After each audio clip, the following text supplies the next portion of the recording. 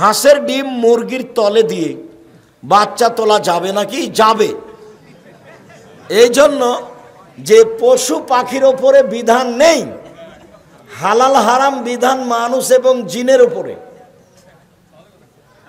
এটা গুরুত্বপূর্ণ কথা। মানুষে বলছে যে একটা গাভীর বাচ্চা যখন ষাঁড় বাচ্চা বড় হয়েছে, তখন সেই ষাঁড়টাকে দিয়ে সেই গাভীকে আবার ভরণের বিষয়টি নিয়ে গেছে, ষাঁড় দেখানো বিষয়টি নিয়ে গেছে। তো এটাই তো এই গাভীরই বাচ্চা ষাঁড়, তাহলে এটা জায়েজ না জায়েজ? তো বলে হ্যাঁ, মাথা খারাপ হয়ে গেছে, ঠিকই তো, এটা কেমন হয়ে গেল?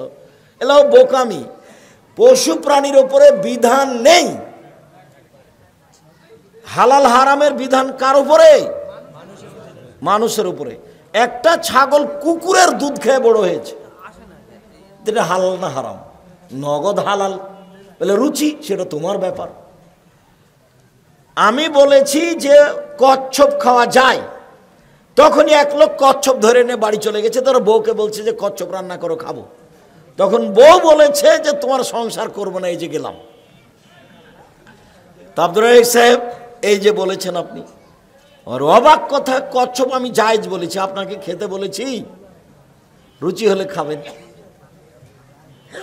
তো হাঁসের ডিম মুরগির তলে দিয়ে বাচ্চা উঠানো যায়, কোনো সমস্যা নেই। সন্দেহ করাটাই হারাম, বিধান পশু প্রাণীর উপরে নেই।